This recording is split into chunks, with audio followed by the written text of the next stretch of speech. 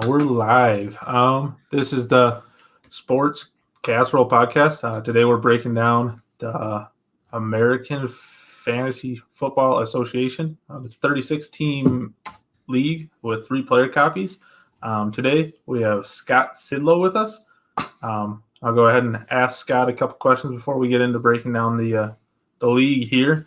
So Scott, first of all, tell us where we can find you, what you do. You can find me on Twitter at Scott_Sidlow, just my first and last name. Very creative, I know. I am currently doing some freelance writing. One of the current series of articles I'm working on is breaking down the offensive coordinator changes. So, for example, I did Jason Garrett. I just finished Jay Gruden, and I'll be working on Pat Shermer and just going down the list here of all the offensive coordinator changes, basically do a breakdown of their history, what the likelihood of each position's workload, and, for example, how many attempts will a quarterback have, what will be the rush to pass ratio, and then make some recommendations for Dynasty based on that. So some buys and sells and who could be potential values. And then I recently got a chance to host and co-host the Trade Addicts podcast with Dynasty Outhouse. So that's been a lot of fun and just helping out there when I can and having fun with that. Very nice. I'll actually be interested to read the article on Garrett, see what you think he's going to do in New York now that he's there. I was very surprised. To me, he was always one of the worst head coaches in the league. But then looking back at his OC experience and stats, I was shocked. I'd be buying Giants. Let's just say it that way. Well, Darius Slayton is a guy that I'm trying to buy everywhere that I can. I think he's super underrated right now. I think it seems like no one knows that he led rookies in touchdowns. Man, which is just what do you have? 7? I think he's at 8. I think. Man. Beast. Yep. But all right. And because we're Sports Casserole, we are from all 3 of the hosts for the show are from the Midwest. I'm from South Dakota. The other ones grew up in South Dakota, and his wife grew up in Iowa. So we call hot dish and casserole. We call it casserole. It's not a hot dish. Being from Chicago, what do you guys call it over there? I call it pizza. We call everything pizza. We put it all on pizza. We make everything into a pizza, and it's all pizza. So I don't know. Honestly, when you said you're going to ask me my favorite casserole, I'm literally like Googling it right now to see like what even is a casserole and how. Well, I got the definition is in our Twitter handle. Amazing. Okay. Which you can find us on Twitter at Sports Casserole. I'm horrible at this hosting thing, so. Well, there you go. See? Got the plug in. Getting better every day. Yeah. Hold on. Let me pull it up here. I should just have it pulled up all the time because we have this debate at least once a show. Oh, come on. I don't want to send a message. All right. Definition of a casserole is a dish in which food may be baked and served. So a deep dish pizza, which is Chicago pizza. I mean, I guess you can go with pizza if you want to. I know this is kind of blasphemy, but I actually don't particularly care for deep dish pizza. What? So, I mean, it's fine. I'll eat it. But all pizza's fine. I'm not sure if I've ever found a pizza I didn't like. I mean, for me, it's like even like some of the big names out here in Chicago. I don't, it's whatever. I like Rosati's.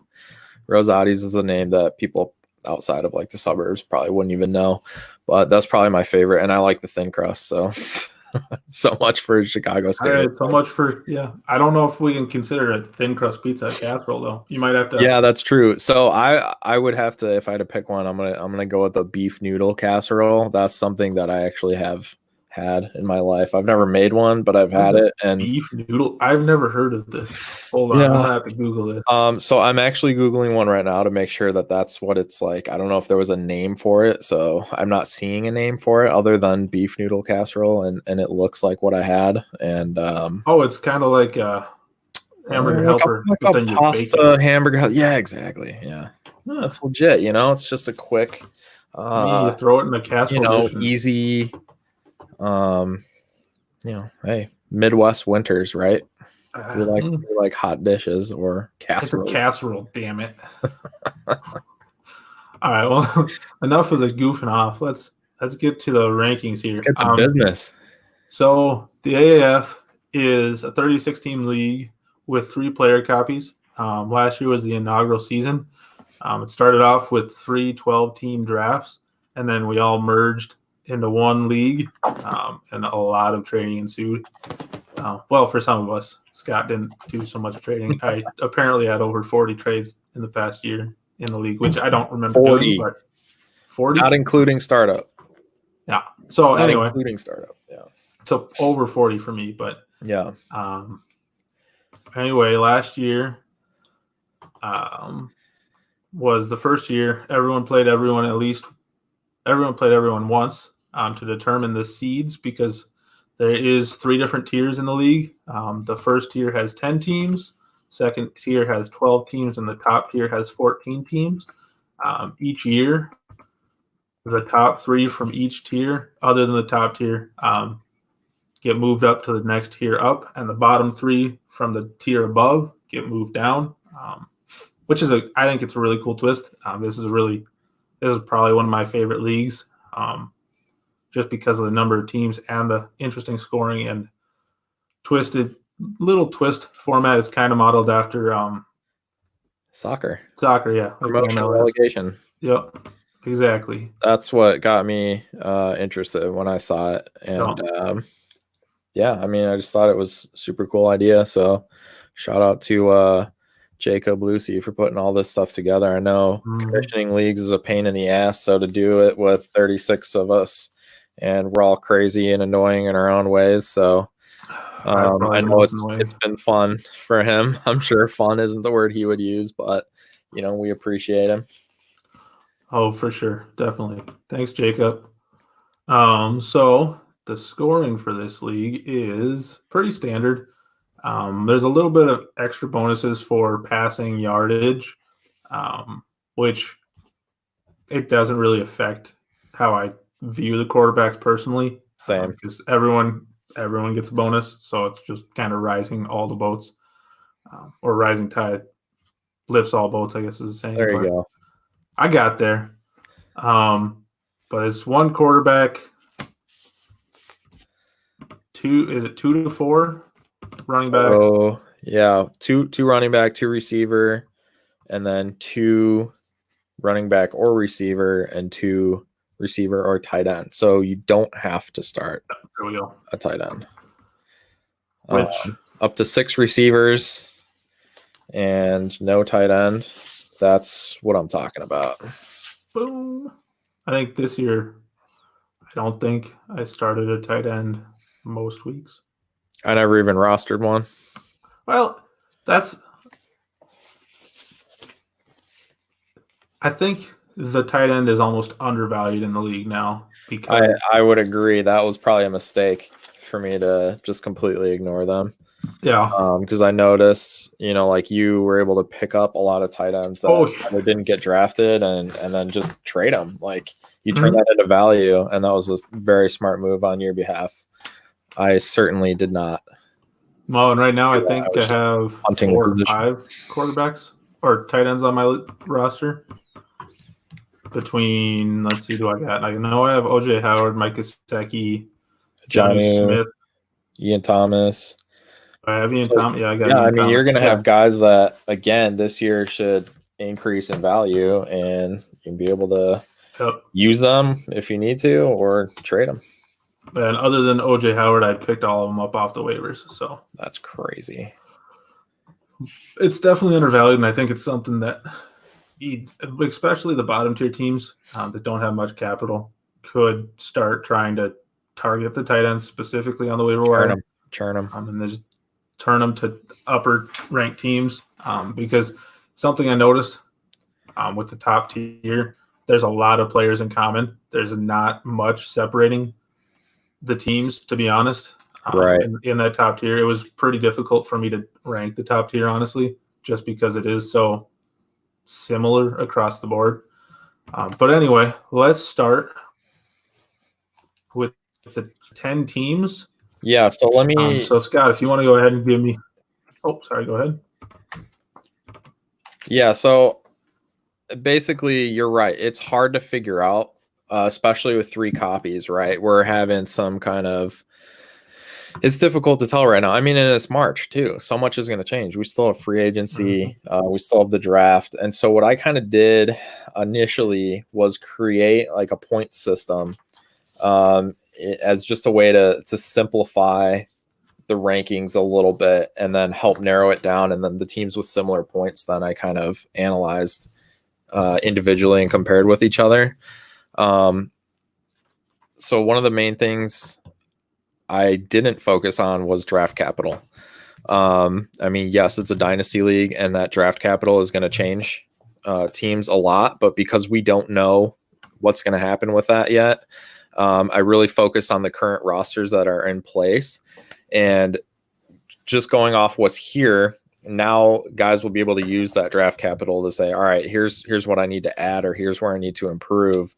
And then maybe teams that are ranked a little lower or might be a higher percentage to be relegated, they should be looking at rebuilding and focusing on draft capital versus, using those picks this year is great and getting that youth, but maybe they should be adding more picks and getting rid of those veterans. Mm-hmm. So I think now last year was just a free for all, right? We're just all going out and seeing where we end up and figuring it out.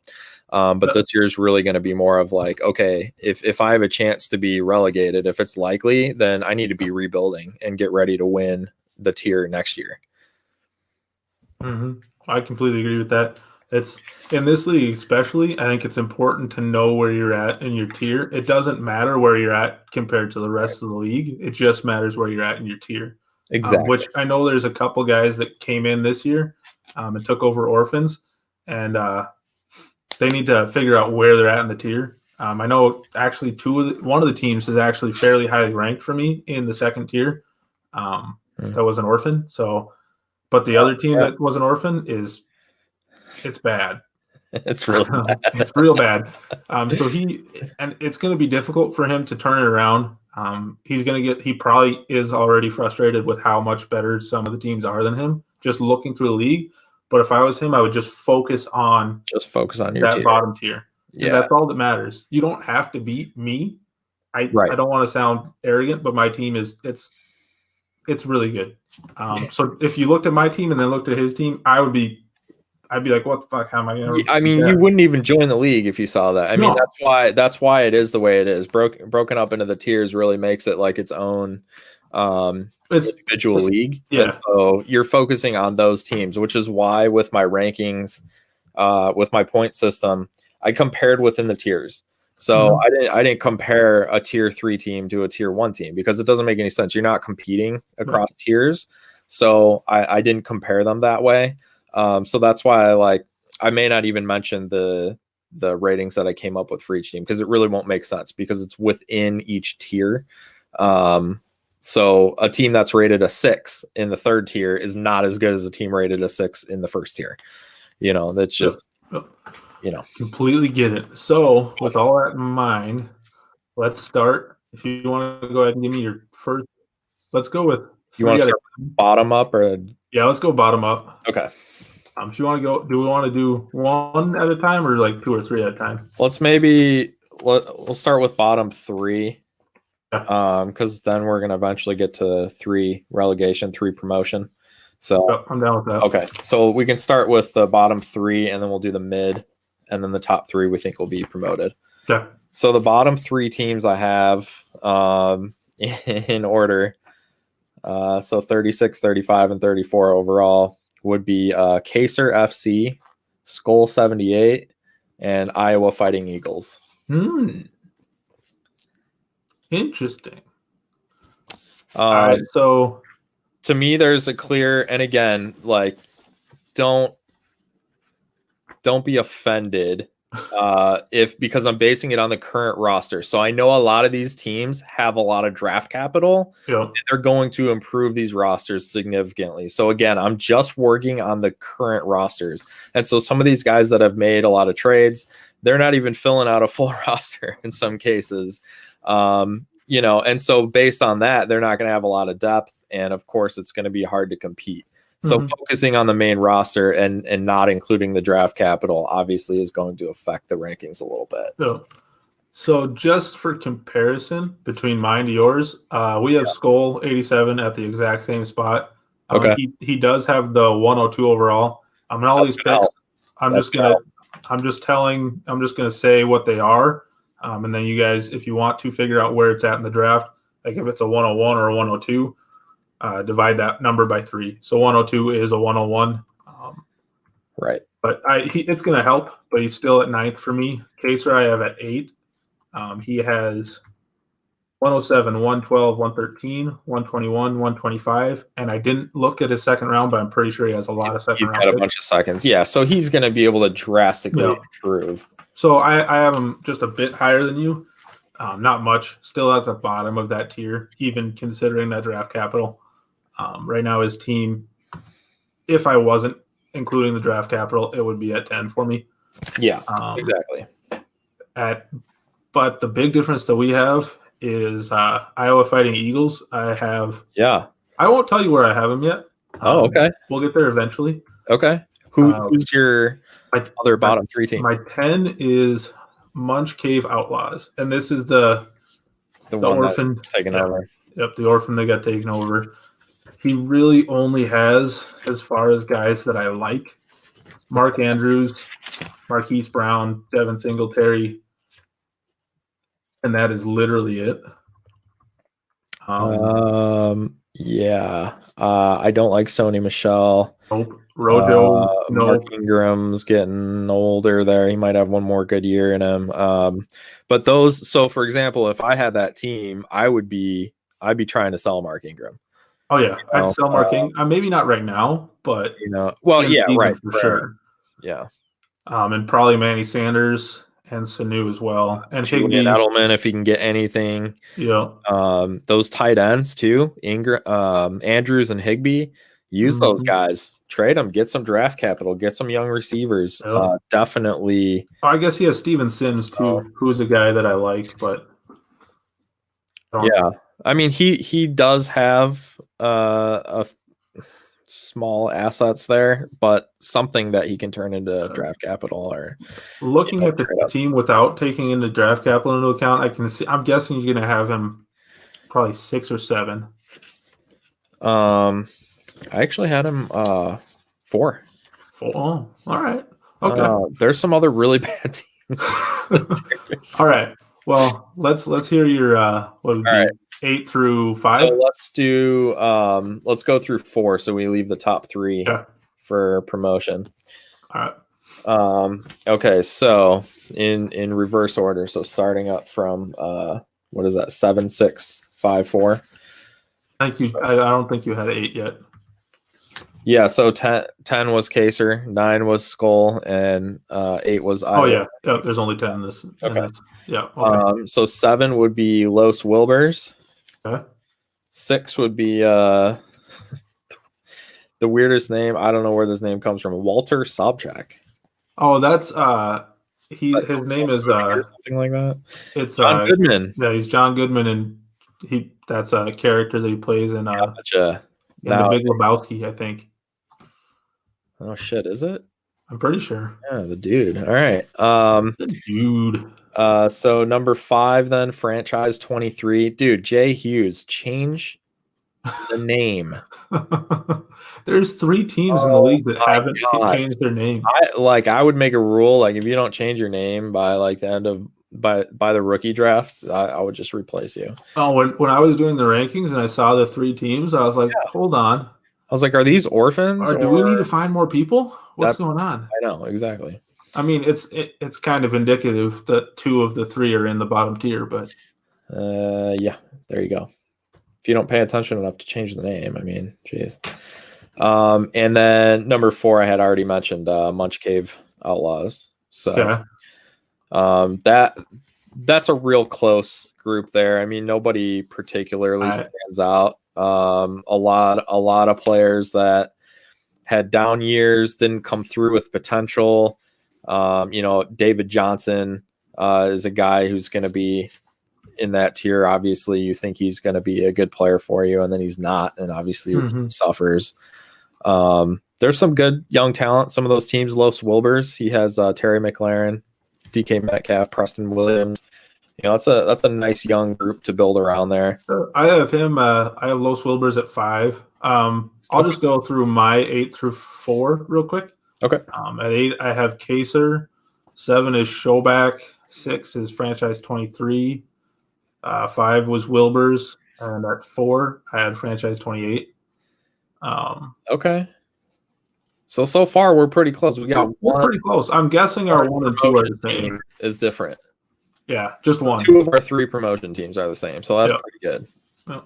That's pretty obvious. So, drum roll. Who is your number 3? Number 3 is the guy with no name. Touchdown there.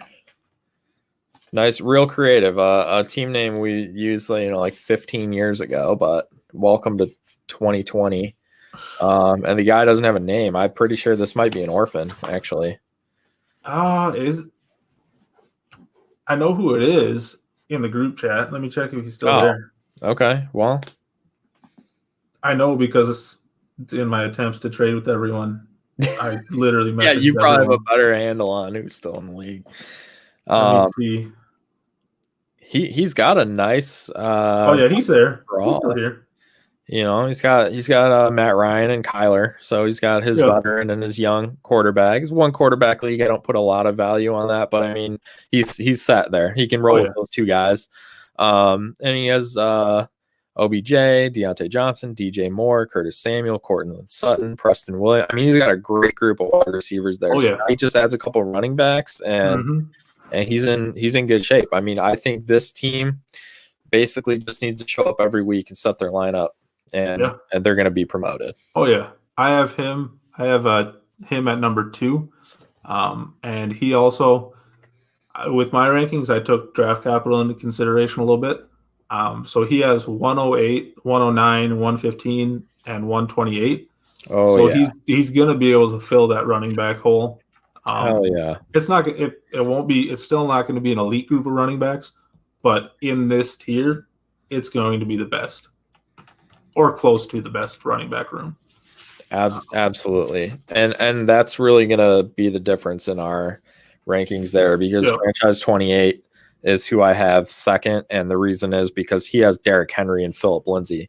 So he has a nice group of receivers as well. Not quite as good, but he already has 2 starting running backs plus Patrick Mahomes plus Zach Ertz. So overall, I just think his team is going to compete. He actually, I have him at 4, and he does for draft capital. He has 105 and 106. Okay. So that's going to get him whatever he wants. Like you said, he has decent running backs. He could definitely use an upgrade over Lindsay because there's rumors that he's going to be replaced. Yeah, he can just go PPA and in good shape. Yeah. I could easily see him getting promoted as well. For me, at 3, I have the Iowa Fighting Eagles. Cam Newton, Big Ben. If either of them is healthy, it's a good enough quarterback. At running back, Chris Carson, Royce Freeman, Kerryon, David Johnson, Mostert. Yuck. No one gets you excited there. But Carson, I think, is good enough. Kerryon can, if he can be healthy, can be good enough. He has. We don't know. None of these guys can stay healthy. I mean, Carson did sort of. He's never played a full season. Never played more than 14. This was his best year, 14 games. You want to talk about never playing a full season? I need to get this off my chest. I think I've said it on every podcast that I've done so far. Kerryon Johnson is the most injury-prone running back in the NFL. Period. He's always hurt. He was always hurt in college. He was always hurt in high school. Dating back to sophomore year of high school, he has finished 2 seasons That's Wow. 8 years. No, 9 years. To finish years, not on the IR. That's nuts. And it's not the same injury. Like with Fournette, it was always his ankle. With Right. Dalvin, it was his shoulder. With Carrion, it's something different every year. All right.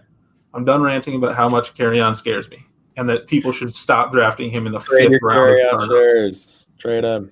He comes back healthy, trade him. Yes. Anyway, but yeah, I think for me, I got infatuated with his wide receivers, I think, with Keenan Allen, AJ Green, Anthony Miller, Parker, Slayton. I just don't know what's going to happen with that group. I mean, Keenan Allen, we don't know who's going to be throwing him the ball. It's got to be an upgrade over Toast Rivers, but, AJ Green, we don't know. Anthony Miller, I mean, listen, I'm a Bears season ticket holder, so I've seen Trubisky enough to tell you he's not good. And if they don't bring somebody in, Miller's just he's very good. Anthony Miller's very good. As long as he can stay healthy. He's another guy that I think I kind of went off of an ideal season. Sure, of course. Yeah. Like if everyone stayed healthy, I could see him being promoted. I don't know if I'd want to be promoted if I was him. I mean, we have to use the assumption of health, but we can't use the assumption of upside. No. Because there's just too many, and Devontae Parker, honestly, I would be selling on this dude. Sell him everywhere. A 5th-year breakout. You know why? Because there was nobody left. Who's there now? And they were just throwing the ball because that's all they could do. They had no running game. They had no defense. It was the perfect storm. Sell Devontae Parker. Is that going to change in 1 year? Yes. How? In one offseason, how is it going to change that much? Rustin Williams is going to come back healthy. They're going to draft somebody. They're drafting quarterback receiver this year. He's gonna move. Why'd they pay Parker so much? They have so many holes elsewhere. They don't need a wide receiver. They don't. I love getting Parker in the 8th or 9th round of startups. I'd be selling him. I'm all right with it. No, you're wrong. 5 years. No thanks. It's because how many of those years did he have Adam Gase? You're a Bears fan. I'm a Bears fan. We both know what Adam Gase does as an OC. Oh yes, we know. How many of those years did Parker have? His rookie year was the only year that Gase wasn't there, other than this year. I think. I'm not positive on that. Yeah, that's right. And his rookie year was actually he had three years. His rookie year, he was hurt. Other than when he was hurt, he was fairly promising, though. Yeah, I remember that because. All right, I'll admit that I'm a Devontae Parker truther, but clearly. But all right, I can see the argument for moving him down. I don't think I would put him at the bottom of this tier. He'd be in the middle for me. I'll concede that he's not going to get promoted, but I don't think he's going to be at the bottom competing for number one. Yeah, I think he has enough players here that even if a couple of them completely wash out, he's still going to have enough talent on this roster to win a few games. Yeah. And I mean, let's be honest, his name's Scott, so Yeah, but he stole my name. That's true. Yeah, why are you not more bitter about this? I don't know. You were. It doesn't quite a while. What?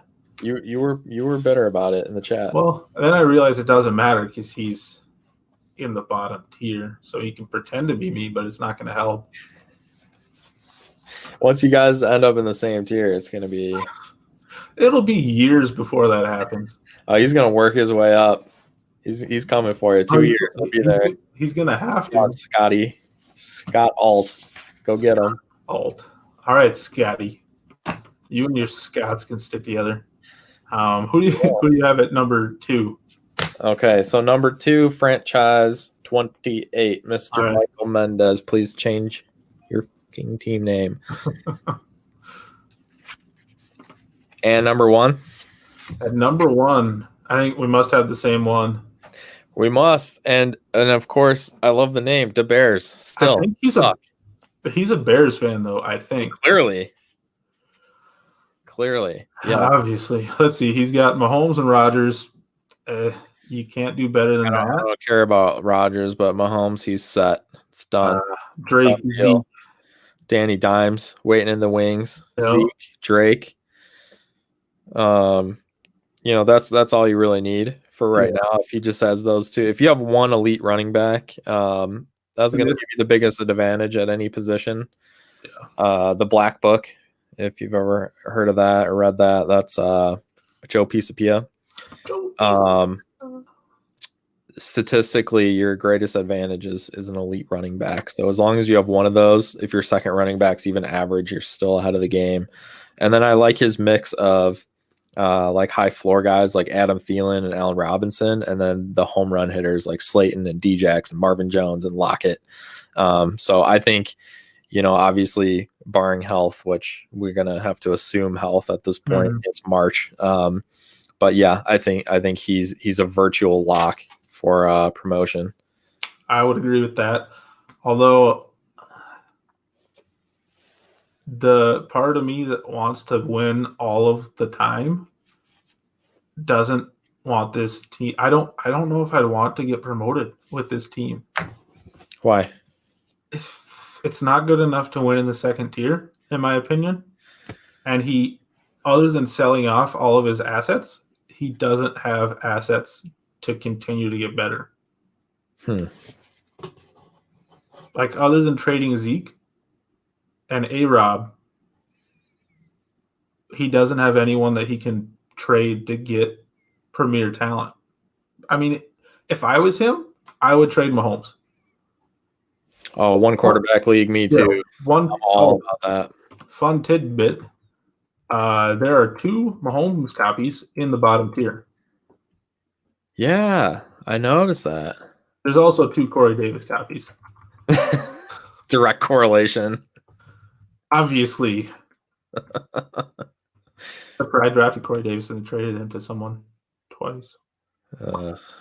Yeah. But I would, if I was him, I'd trade Mahomes. I mean, I don't know. The problem is the guys that had Mahomes in this league were asking the moon for him at the start of the year. And in a one quarterback league, you're not going to get it. But if I was him, I'd trade him for really any top 12 quarterback that was younger and then like a second.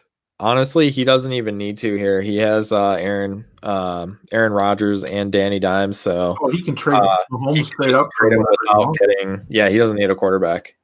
He just. No, but I'd move Mahomes. I'd trade him for a first. Oh yeah, in a heartbeat. In a one quarterback league, yeah, for sure. Right. Even with the bonuses, I mean, Mahomes is still a stud for sure, but whatever. But yeah, I see he doesn't have a first or second. Nope. So that definitely hurts. Looks like he has all of his 21 picks. So if you're going into next year and he gets promoted and he's able to move a couple of these veterans, and maybe pick up, move that Mahomes for another 21 first or a player, then he can go into the next year with the draft capital. And if he hits on those and he still has a good young core, I think he can compete in the second tier. But I don't know if his core is young. A-Rob and Zeke? Yeah, I mean, Zeke should give you a couple more good years. Lockett, Allen Robinson. But Lockett's 29. A-Rob's 27. Yeah. Which, as we know, if you remember from when we were on Trade Ads together, 27. Yes. Old. That's old for you. Yeah, I mean, I think overall, in the grand scheme of things, if he can come in and win this tier, and then next year make a run at the second tier, and then rebuild. But if he gets 2, that gives him enough capital for a few years and get a rebuild out of it. He can. I mean, winning the tier gets you some money, so then you're playing with house money for a couple of years. So yeah, I think he can easily win this year and make a run at tier 2 next year, and then if not, you just start selling some of those assets. If he does it right, it's very possible he can compete in that second tier. All right, I agree with that. So For the teams that are going to be that we think will be promoted, we got the Bears still suck, franchise 28, and TDE there. Yeah, I think we're in agreement on those three. we are in agreement. Oh, that's not fun. That was the easy one, though. That was the easy one. That was the easy one. All right, let's move on to tier 2. In tier 2, who do you have? 12. Let's go 12 through 10. Who's your 12 through 10? Okay. Here, you know what? Why don't you go first? All right, at 12, I have Skinned Roadkill. At 11, the Cooksta, and at 10, Central Texas Blockheads.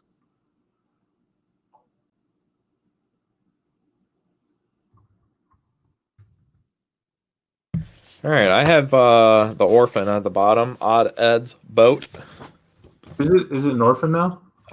Supposedly, I think Jacob mentioned that in the I didn't chat. check the chat. You have him at 12. Huh. So yeah, we have 12 in this tier. So again, not factoring in draft capital. Draft capital doesn't really matter in this tier. Rosters, so I'm going to tell you right now, draft capital doesn't really matter.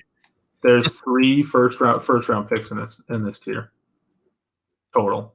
Really? Yep. There's the 102, the 118, and the 114, and that's it for first round picks. Wow, that is interesting.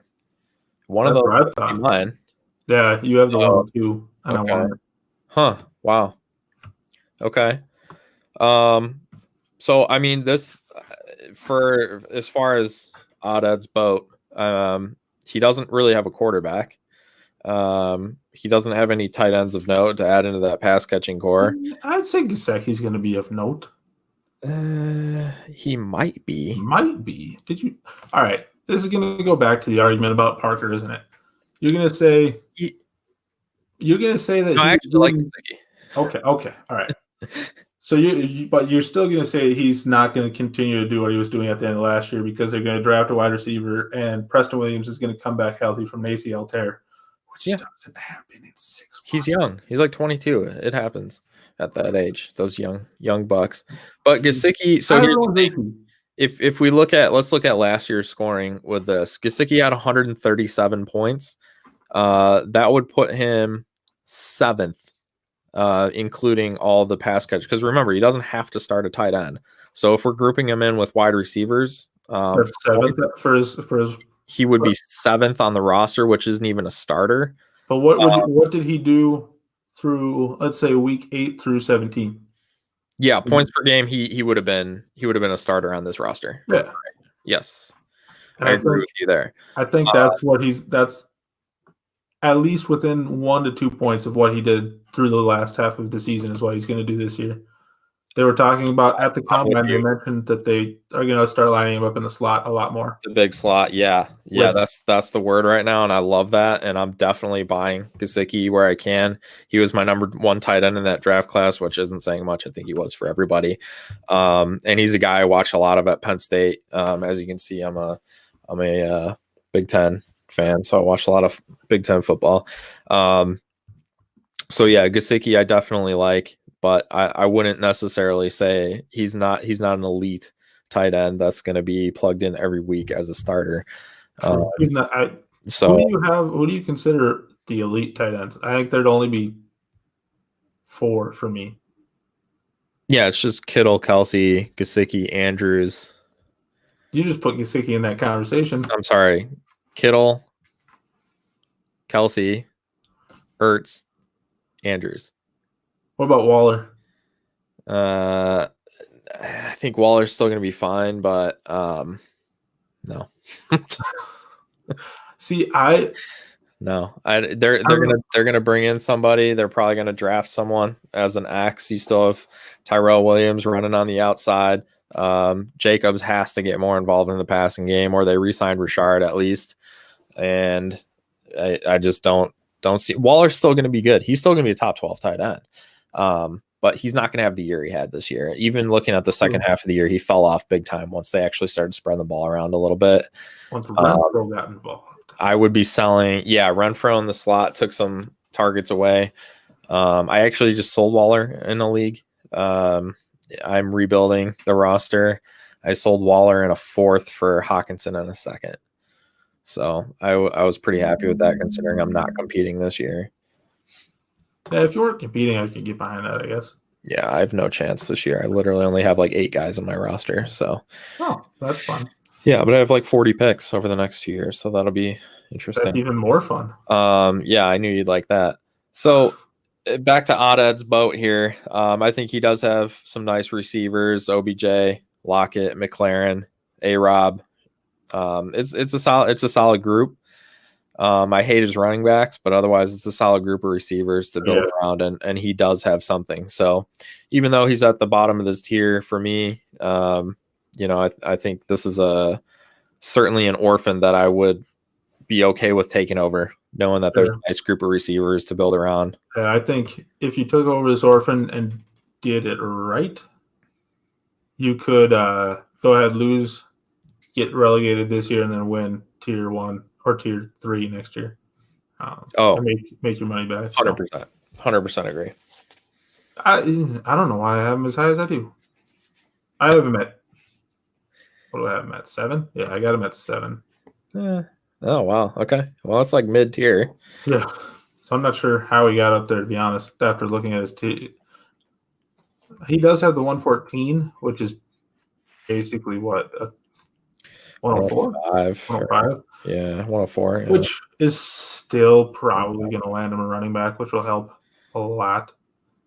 But see, I think that's one of the reasons I didn't include draft capital too much. I think there's so many. I mean, you and I won't necessarily even agree with how many starters we're going to pull out of this draft class. I definitely see like four running backs, 8 receivers, and like probably 1 quarterback, 1 tight end. But 4 running backs and 8 receivers is what I'm looking at as fantasy contributors for this season. And I'm not saying like necessarily top 12, but I mean wide receivers, like top 24, 4 potential top 24 running back, 4 potential top 36 running backs, and 8 potential top 48 wide receivers. That's obviously landing spot dependent. I could get behind that. I think I would maybe expand the running backs to 5, but I'm guessing the one that you have out, I'm a lot higher on than most people. So I'm saying that by opportunities, not by players. So meaning like there's only 4 landing spots that you think. Correct, because you got to figure like Melvin Gordon's going to sign somewhere, and so I'm going by opportunities versus players. But yeah, I think there's a lot of talent, and talent will obviously always force their way onto the field, and I think we could see this as being a really great draft. So ultimately, we never really know what's going to happen, but there's so much volatility with that, and which is why I didn't want to include it too much with breaking down these rosters. I mean, this is all going to change. We could do this again after the draft, honestly, and I think it would change a lot. So it would be interesting to see how much it changes after that. Yeah, for sure. So that's your 12. Who did you have at 11? At 11, Stephen Miller Band, Miller time. All right. I had him at 6. Huh, interesting. And at 10, I have A-Town Army, which was close. It was really close with a couple other teams. I had A-Town at 5. So my 12, 11, 10 was your 7, 6, 5. Yep. That's funny. For A-Town, why do you have him so low? I really actually like his team. So he has Lamar. He has Derrick Henry, Josh Jacobs, John Brown, Michael Gallup, Michael Thomas. Yeah. I really like his team top end wise. In tier 2, his top end is probably as good as anyone. I just feel like there's a lot of middle there, a lot of depth that he's going to need to fill in. He certainly could. This is one of those teams that can vault to the top easily with a good draft and a couple of small moves. He can definitely make that move. But I mean, Mike Davis, Myles Gaskin, Brian Hill, Ito Smith, Mike Weber. I mean, these guys are going to give nothing basically. Yeah. So there's no depth here, and we know how fast one injury can torpedo a team if you don't have depth, especially when you're starting 6 wide receivers. Ideally, you'd only be starting 4 wide receivers and 4 running backs. If you had 4 RB1s. Maybe. I mean, there's 2 starting running backs here on this. Yeah, true. So on this team, I was just saying in general. Yeah. On that team, he's only starting 2. Right. Maybe 3 if he started James White. Okay, so then you're still going to need 5 receivers. And I mean, Antonio Brown, Devin Funchess, Taylor Gabriel, Kelvin Harmon, you're getting nothing from those guys. So I like the top end. Lower. I think this is a great way to build the roster, though. I want those top end talents, and then I'll fill in after that. It's easy to find those, number 2 and number 3 receivers. It's easier to get a rookie that's going to contribute, as a flex role. So I love the construction of the roster. So this, my ranking has, it's not meant to be like a negative thing. It's just, we know how important depth is, and it's a long season.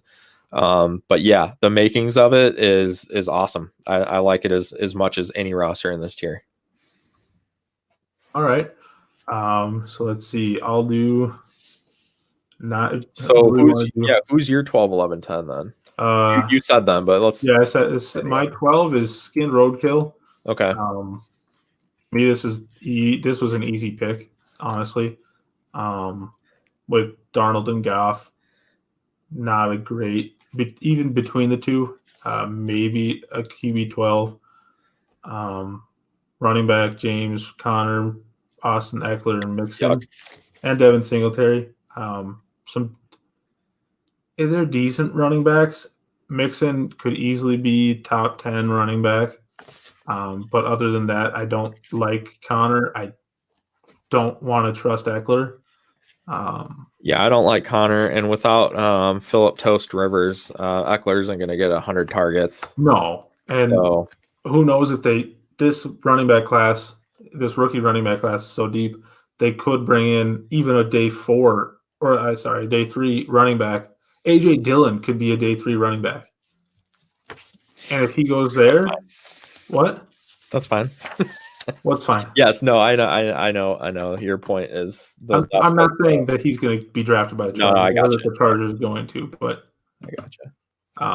I'm not saying that Eckler's going to lose his job, but he actually doesn't even have a job right now because he's an unrestricted. He's a restricted free agent, so he could end up somewhere else. It's possible. Singletary, I don't really. I like Singletary a lot. I drafted him everywhere last year, but the thing was, as soon as his value started going up, I am flipping him. If you look is it Brian Dable is the OC there? Historically, he likes to use multiple running backs. That's a team that wants to run the ball, and I believe that. I mean, Frank Gore, if he wants to keep playing, great, good for him.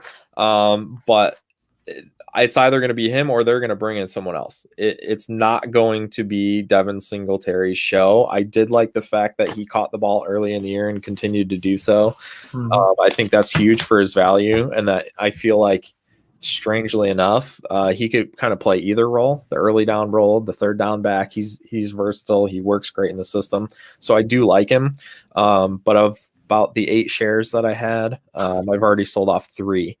And I'll probably sell off 1 or 2 more, just because I feel like he's easily replaceable. You didn't see him breaking off 20-plus yard runs last year. He wasn't a real explosive guy. So, again, those guys, the Peyton Barbers of the world get replaced. Yep, for sure. And then wide receiver, he's got Kenny G, Christian Kirk, Robert Woods, and that's pretty much it.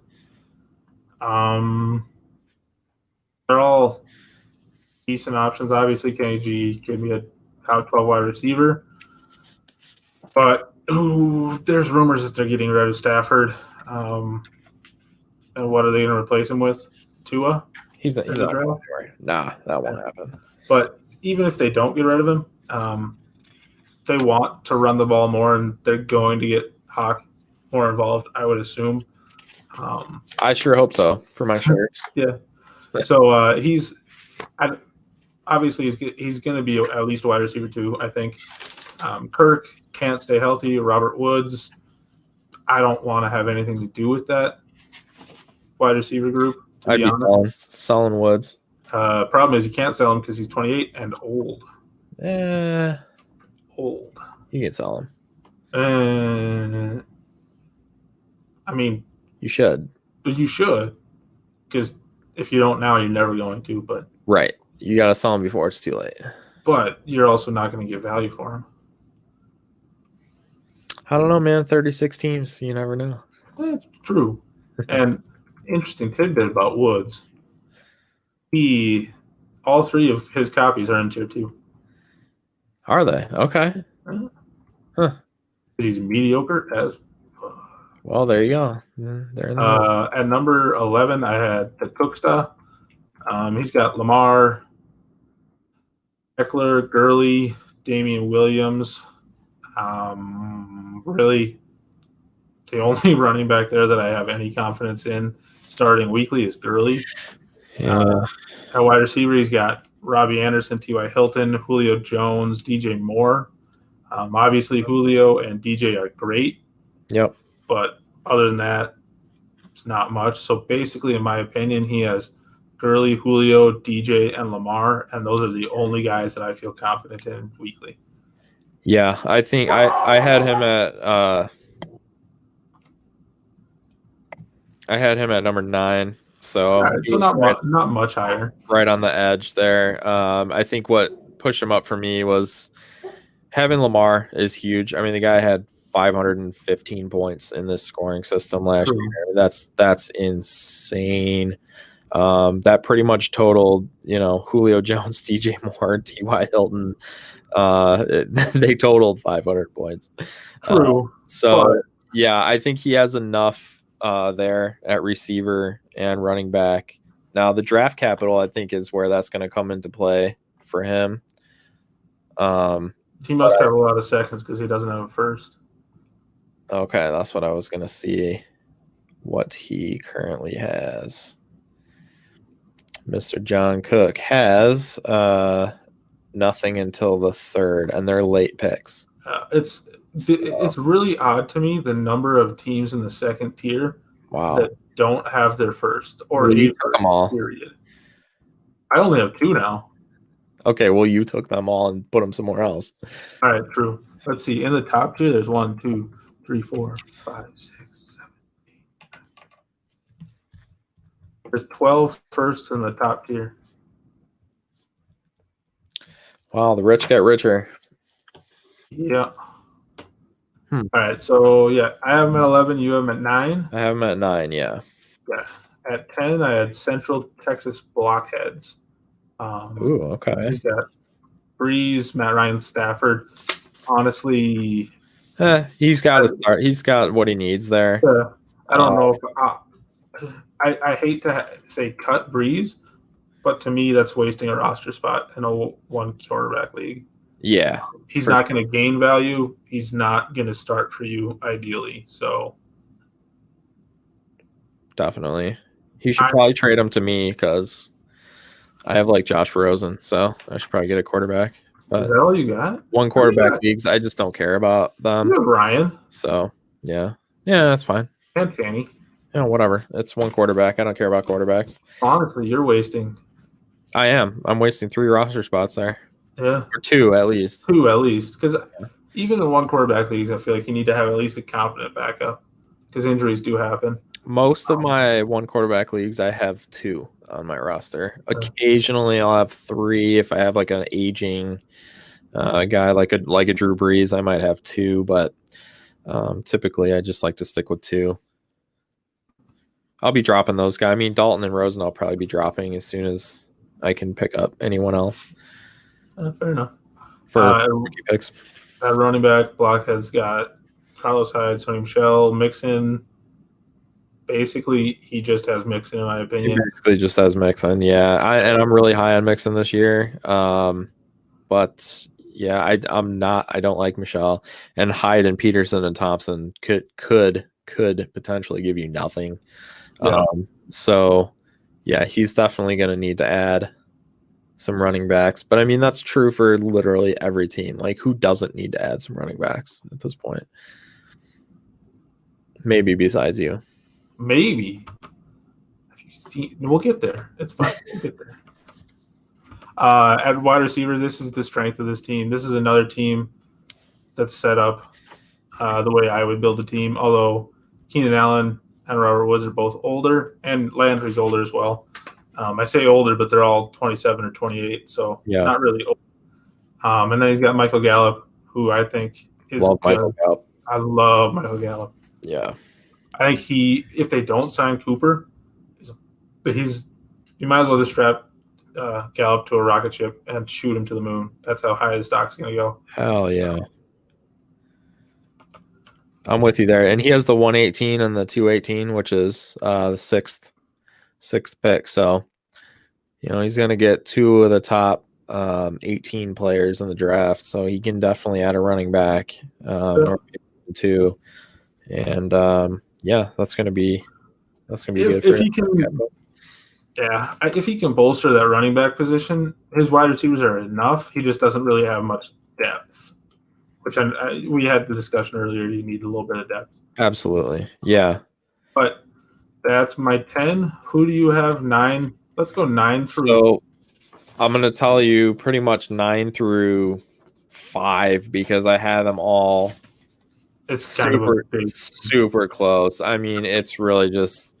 It's nitpicking at this point.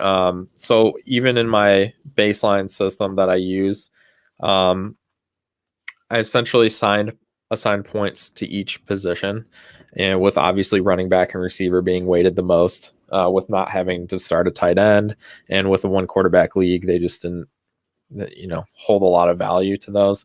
But basically 6 points, 13 points is the highest you can possibly have. And that would be like having every amazing player possible. So it's not, to explain it properly, I should say that like 6 points is the average team. So that's like your baseline average scoring for the league. If your points were around the average, and you can fill in a starter at each position, essentially that's going to give you 6 points. So the teams I had from 9 to 4 were all 6, 7, and 8 points. So they were basically all right in the same range with 1 point separating them at the end of the day. And so I had Cookstead at 9, Josh Ramsey taking over, Battle Goats at 8, Skinned Roadkill at 7, Central Texas Blockheads at 6, Russ, the Man Batco, Gotham Rogues at 5, and Primetime Knuckleheads at 4. All right. Other than Ross's team, and my personal bias may have come in on that one, we're the same on all of those. Okay. Well, not the same, but close enough. Mid-tier. Yeah. I'm not going to argue with that. Who do you have at 4? So I have Primetime Knucklehead at 4. He was just, that team I felt was just a touch ahead of these rosters. I felt his running backs and receivers were solid, and then he's got pretty much the best quarterback combo you can have. So either way, he's in good shape there. I have him at 9. Really? Okay, so let's look at this. So he has Kamara and Kareem Hunt. Kamara? Yeah, Primetime Knucklehead. Oh, I missed Kamara. Yeah, right, never mind. He's a lot higher than. Okay, yeah, that changes things, right? Yeah, he'd be at least. Yeah, I won't fight you at 4. Yeah, because with Kamara, again, if you're using that running back, and then having Kareem Hunt and Monty as your 2 and 3, that drops down to his 3rd, and then I like that. 4. No, I like with Kamara there, I like that a lot more. Yeah, and then Cooper and Diggs. That's I like the upside and explosiveness. Mecole Hardman, Paris Campbell. You know, Woods. so and yeah, again, our other share of Woods there. So I just felt like the roster was solid enough. If depending on how things shake out, he gets the right bounce. He could definitely be in contention for Yeah, promotion, I but don't think it he. could also go the other way. I mean, Yeah, a couple of things here. If Monty doesn't come through, if Kamara holds out, if Kareem Hunt, goes somewhere else or something. I mean, this team could just be a disaster too. So it's really yeah. interesting to go either way. I think it's a solid team. I don't think it's deep enough to compete with the top three, in my opinion. But it's close. Yeah. At 4, I have you. Okay. Section 700. Which is that? What's that in reference to? I've been wondering since I saw it. Yeah, it doesn't. It doesn't. It's a real estate thing, so nobody's gonna get it. So it's Well, not. explain it. Or is it Section really boring? section 700 is on the so when you close on a house, when you purchase a house, you get something called the closing statement, or the HUD-1 used to be called, and section 700 on Yeah. the statement was the commission section. So Oh, making that money, that's section 700. gotcha. All right. So your team, running back, you got Saquon Barkley, Nick Chubb, Miles Sanders. Is that Royce Freeman or Devontae Freeman? Royce. And Rolls Royce. So basically, Barkley, Chubb, Sanders. I don't think there's another team in this tier that competes with your running backs. That's just my opinion.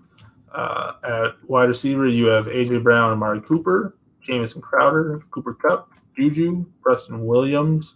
That's about all I have as far as what I think is going to help I'm you with out you. this year. I'm with you. James Washington, maybe. Yeah, maybe. If Big Ben comes back. Yeah.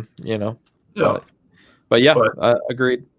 I think overall, it's a good team. Obviously, the only thing that I dinged you for is a little bit slightly depth, but mainly your quarterback room. Because Tannehill, I don't think is going to play like he did again next year. And then Matt Ryan had a good year, so if his strength continues, he's going to have a down year. It's just he's every other year. So so that's why and I think they get 4. a running game. They're gonna try to get a running game, and if they draft a Swift, a Taylor, a Dobbins, one of those guys, you put them in Atlanta, they're gonna they'll run the ball and they'll get more rushing touchdowns. And so Ryan, I won't be relying on him for sure. As of right now, he's my starter, but that quarterback room by the time kickoff of the 2020 season, I'm pretty sure that at least 3 of those 4 guys will not be on my roster. Wow. So 1 quarterback leagues, I never once I realized I can win 1 quarterback leagues with like Nick Foles, I just don't give a shit about the quarterback position. I just figure it out. So later in the season, one of these teams that's in tier 3 that has Drew Brees or something, I'll throw him a third, and there you go. Be happy. Exactly. To give you that. That's the easiest position to fill and trade for. So without giving up much capital. So I'll figure that out later. I just want to build the core of my receivers. Which you have a solid team. I think we were talking about it before we went live. You, as far as average points for the season, my team was number 1 at 168.7 per week. Your team was at 144.3. So basically 23 points down. Okay. But the next highest after mine was the Rock Hands at 151. So you're not that far off. Oh, well, sorry, it was actually King of the North at 153.9. So you're actually not that far off. You're about 10 points off that average. Yeah, and I've made a trade in the off season here to help improve that. And obviously we have the draft. I still have all of my picks. So Do you have all your except for picks? fourth. I have my first, second, third, yeah.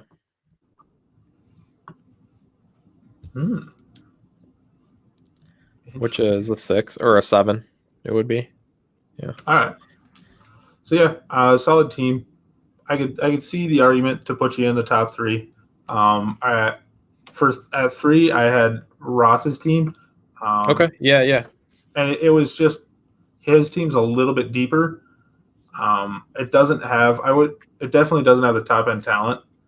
At running back, at quarterback, he's got Baker, Gardner, and Carr. Obviously, I prefer that group to yours. I don't like having 3, but it is what it is. At running back, he's got Josh Jacobs, Alvin Kamara, Tony Pollard, and Justice Hill. Obviously, yours are better, but Ross's aren't far off, I think. Your third is much better than his third, but at wide receiver, if Josh Jacobs starts catching passes, then he's going to be right there. But you could make the argument him and Chubb are pretty similar. With Hunt at the end of the year, there was taking the pass catching away from Chubb. And so, Kamara and Barkley, Chubb and Jacobs. And then, I have Sanders, but I think Sanders, who knows? We'll see how he does next year. So, I mean, yeah, it's if you don't know, pretty similar. Yeah, I don't know. It's Miles Sanders. It's the Eagles. I don't know. You don't want an Eagle? Trade him to me. I do want to trade him. Miles Sanders is on the block. Well, yeah, but you want too much for him. I don't want just picks. I have other things than just picks now. I don't have enough picks to just do picks now. Yeah, I don't want just picks. All right. We'll talk later. Okay. All right. A wide receiver. So let's look at the receivers. Ross has Odell, Paris Campbell, DJ Moore, Brandon Cooks. He doesn't have DJ Moore. What? He has Beckham, Cooper, McLaren, Mike Williams, DJ Shark. Oh, that's right. Maybe you have there we go. I copied over. Yeah. All right. So he has Cooper. I have Cooper. No. All right. He has DJ Shark. Does he have Cooks, Terry McLaurin, Mike Williams, and Evan Ingram? Does that round out his roster? Yes. He has Evan Ingram and the man himself, Bryce Love, on IR, coming back next year to be the savior of the Redskins. So, as far as wide receivers go, he has Cooper, you have Cooper. That's a wash. Odell, I would rather have A.J. Brown, but Odell, I think, is going to produce better or more this year. I agree. Cooks, Kupp. That's not even close. Kupp, it's like triples up Cooks. Yeah, that's not close at all. I would say the contest. I mean, Crowder and McLaren basically had the same production last year. Yeah, but McLaren was a rookie. Juju's going to come back. Well, Juju's going to come back if Big Ben can actually come back. And I also think, Mike Williams for him, is upside. And Evan Ingram, in my opinion. Yeah, he can't stay healthy, but if he does, yeah, he's going to definitely help that group contribute. Like I said, I think a little bit of my bias came in on this one because I like the players on Ross's team. Problem is, I like 2 of the players on your team, and I like 5 of the players on Ross's team. And then I was like, I'll just put Ross ahead of you because I don't like your running backs or your quarterbacks. So these are like between his roster and mine are like all the players I'm trying to get, in across all my leagues. So I love his roster too. Where do you have him at? I actually had him at 4. All right, so we just flip flopped you 2. Yeah. All right. Well, unless you had yourself higher than 4 or 3. I had myself at 2. Oh, all right. Because I know what I'm gonna do. I have a potential trade in the works that's gonna vault me up to 2. Hey, now you can't do any trades unless it's with me. So who do you have at 3 then? Okay, so at 3 I have Leader of Lemons. Okay, all right. Our top 4 are all the same. We just have you in You have you in, and I have you Yeah. out. So Yeah. Well, 'cause that'll change when we do this after the draft. You'll see. all right. Leader of Lemons, I had at 2. So Oh, okay. Yeah. let's go over his roster real fast. He's Yep. got Breeze and Goff. All right, cool. You got It's quarterbacks. fine. Fine. Yeah, it's fine. He's got Chubb, Fournette. Yep. Love Chubb. Solid. I love the Chubb. Solid options. Fournette is undervalued still just because of his ankle. And he caught so many passes last year. So That was he had huge. he had Huge. 100 targets. Yeah, it's insane. It's nuts. Plus, he has Armstead. So Yeah. I'm a huge fan of that. So whether they, if Jay Gruden decides to go to that committee, I think they're in good shape to just utilize both of them, and I think Fournette will still be very productive. And if he gets hurt, Armstead can do it. So, did you see that tweet that Fournette sent out today? Today, no. Oh, it was so the Fresh Prince of Bel-Air, that final. I think it must have been the final episode where they're moving out of the house and Will goes back in and it's empty. Yeah. And he's like looking around and it was weird. Like he was saying goodbye to the house. There was a lot of people that were taking it to mean he's leaving the Jags. I don't know if they're trading him or if they just told him they're not picking up his 5th-year option. No. So I think is because the Jags just traded AJ Bouye. And so like there's everybody's leaving. So everybody's he's looking around like Jalen Ramsey left, Bouye left, Ngakoue. Yannick Ngakoue does not want to continue there. So I think he's looking around going, where'd everybody go? I think that's probably what I would relate it to, but I went to the worst case scenario right away. You never know. But actually, I think it's looking better for him because Coughlin was the one who he beefed with, and Coughlin's gone. That's true. Coughlin, I don't. Why did they ever bring him in? Oh my god. All right. Anyway, back to this roster because his wide receivers. Talking about Chubb. He's got Adams, Evans, Hopkins, and Golden Tate, I guess. We'll throw in Golden Tate. We'll throw in Hunter Renfrow. And then he's got Austin Hooper to round that out. Yeah, I mean, Dave Smith. What a generic name. But certainly, sir, not a generic roster. So I have him at 2. You have him at 3. And you had yourself at 2. Yep. Which we already went over your roster. I can't really argue with you. We must have the same team at number 1. Currently, with the way it sits, I'm good with having Ross in there over myself. It'll be a bit of an arms race, I would bet. As we get into the season, and we'll see what happens. But I'm sure we'll be battling to the end, which will be cool. It'll be awesome if Ross and I are able to get promoted. And then it looks like the number 1 team in this tier currently, King in the North, King of the 2nd tier. I'm in full agreement with that. I think he's solid across the board. Dak and Russell Wilson at quarterback. He's got some tight ends that can contribute. Mark Andrews and George Kittle. I mean, that's huge. He's probably got the best tight end group. Yeah. And then he's still good. He's got Dalvin Cook and Aaron Jones. Even though I don't like Marlon Mack, he's still there. He's got Madison to back up Dalvin Cook. Darrell Henderson waiting in the wings on the taxi squad. Benny Snell, John Brown, DJ Shark, Cooper Kupp, Tyler Lockett. His wide receivers, not spectacular, but based on the rest of his roster, it fits nicely together. And he's gonna be starting those tight ends in there. So if you add in the tight ends to the pass catching group, it's elite. It's legit. He's a very good team. I think the only thing that might hurt him is his depth. He could. Yeah. They're running back for sure. With the running back depth, Cook and Jones both have an injury history that could come into play here. And if that happens, the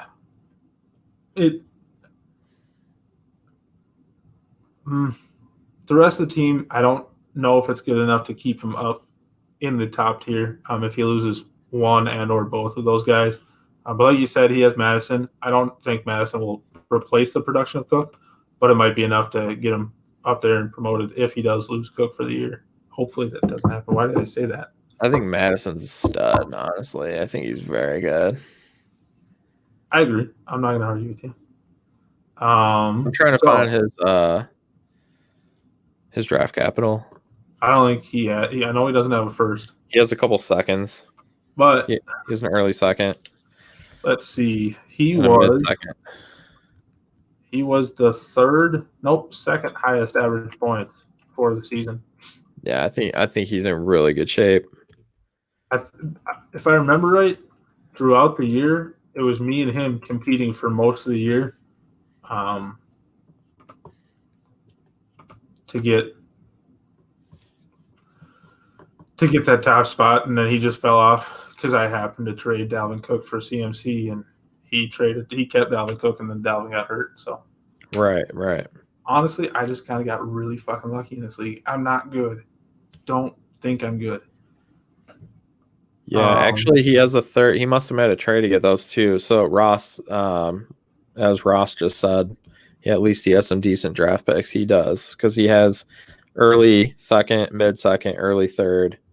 That's not bad. I mean, so in this class, he's got 4 shots to add probably 1 or 2 starters in there. So that's going to help a lot. Yeah, for sure. Let's see. We got some interesting tidbits about the players. I already mentioned that all of the Robert Woods shares are in this tier. That's crazy. There's 2 Dalvin Cook shares, 2 Odell shares, 2 Josh Jacobs shares, and 2 of the Kamara shares.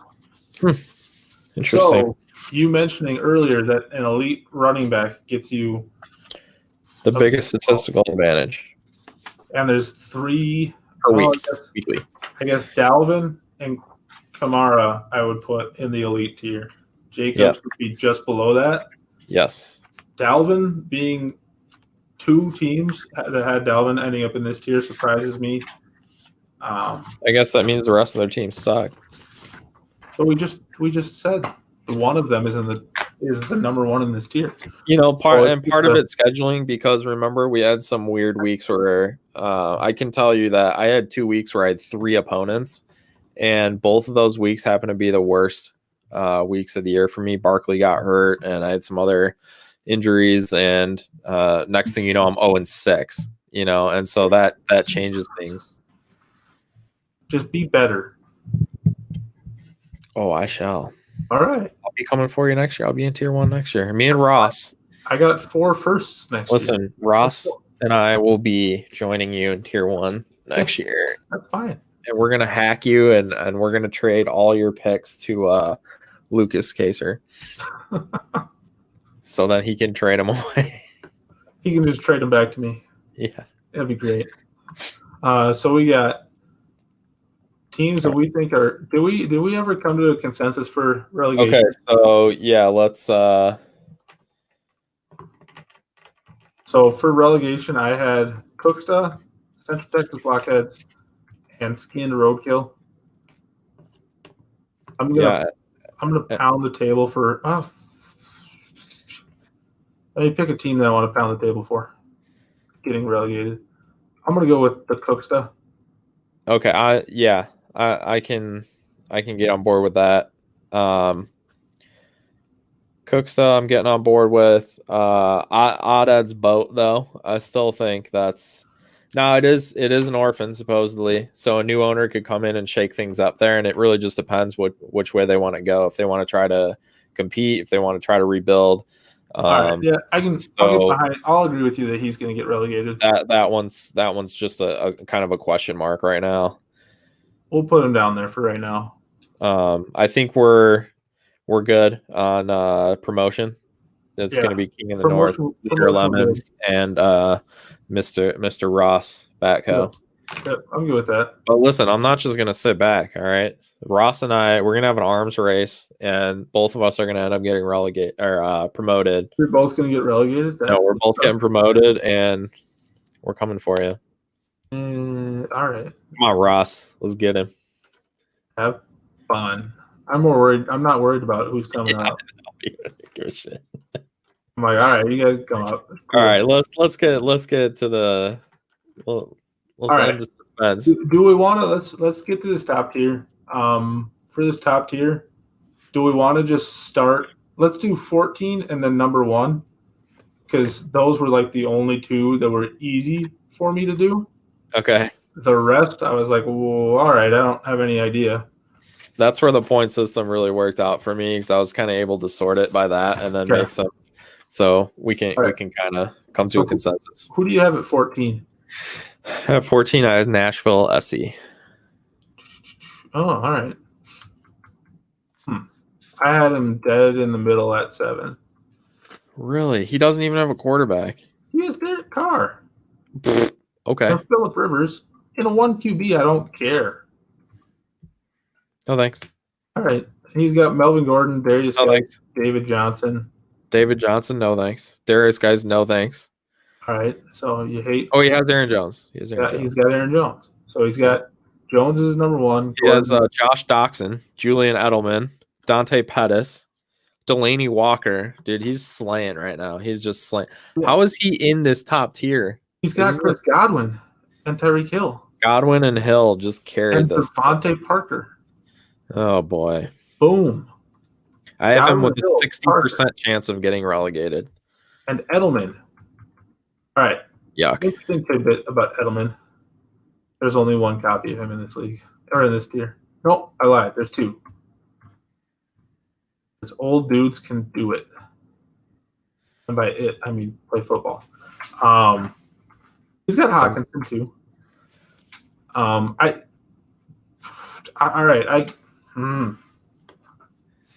With Ross, Godwin Hill. Mick is really humble, I know. Hey, when you're as good as my team is, it's hard not to be. All right. Ross, what do you think? Is Scott wrong? Or is he might, I don't think you're right, but I think I'm not right either. I don't think he's number 7. I can see him being relegated. I won't argue with that. But for me, 14, I had the Punks. Yeah. Where did you have him? I had him really high. What? Why? Oh, man. Why did you have him high? I don't know. He's got Chris Carson, Kenyon Drake, Melvin Gordon, Evan Ingram, or Melvin. I know. Ingram, Marquise Brown, AJ Green, Jarvis Landry, and Kelsey. I know. I don't know. I had him at 6. What? Yeah. Okay, so Kelsey, I'm guessing you gave him the highest score you can give for a tight end. Correct. Oh shit! I got a nosebleed. He got. I'm getting too worked up. I'll be right back. Oh man, dude! Now he's trying. Yeah, he's trying to get out of this shit. Come on, man. Yes, thank you, Ross. I know. Hey, Dustin. If Dustin is listening right now, we're gonna get to his team. So Dustin, you got to hang in there, and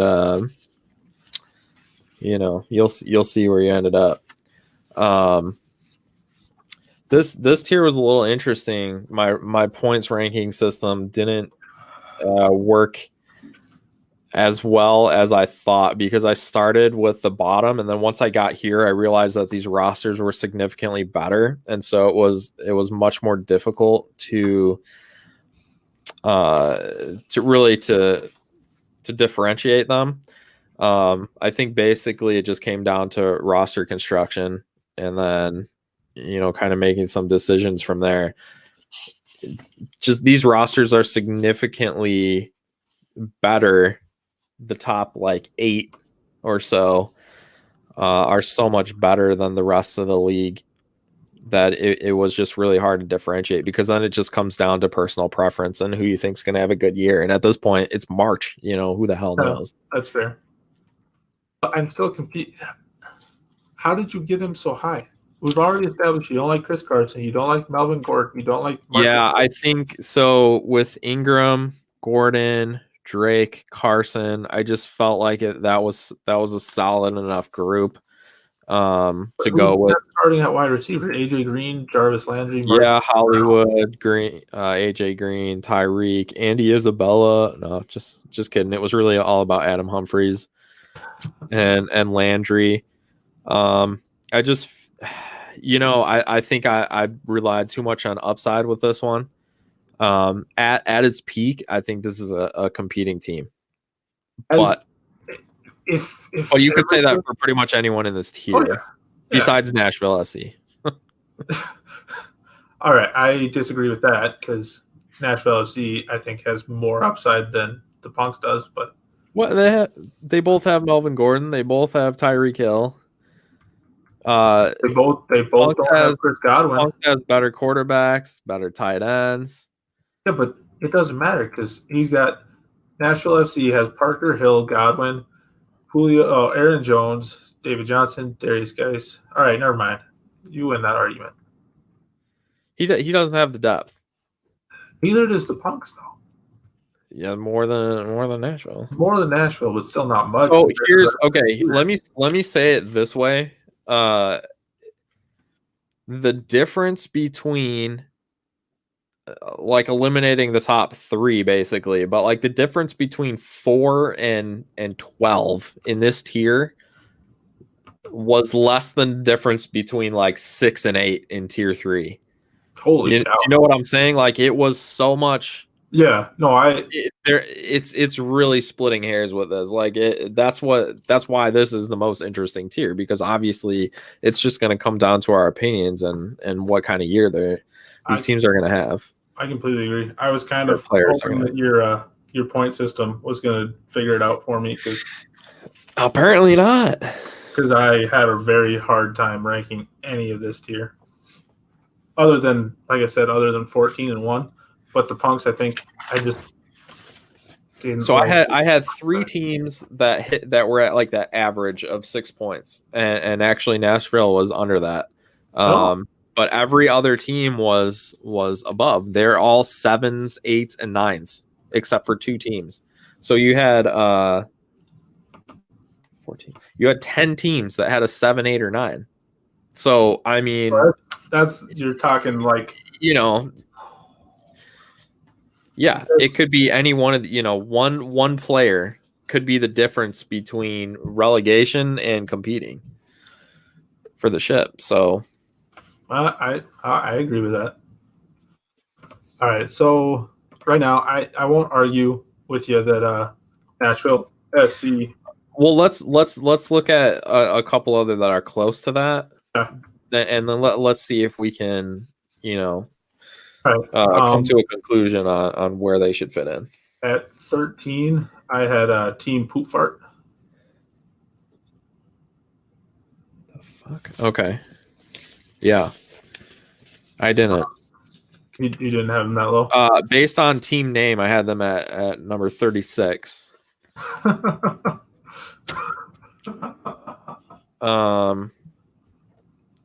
Yeah,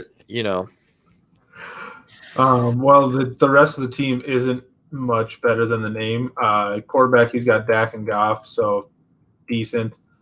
Running back, he got the bonus. He got the bonus point there for quarterback. He got the bonus point for tight end with Zach Ertz. Yeah. So I think that's what separated him out of the relegation for me. But you're right. His wide receivers are bad. They're like really bad. Best.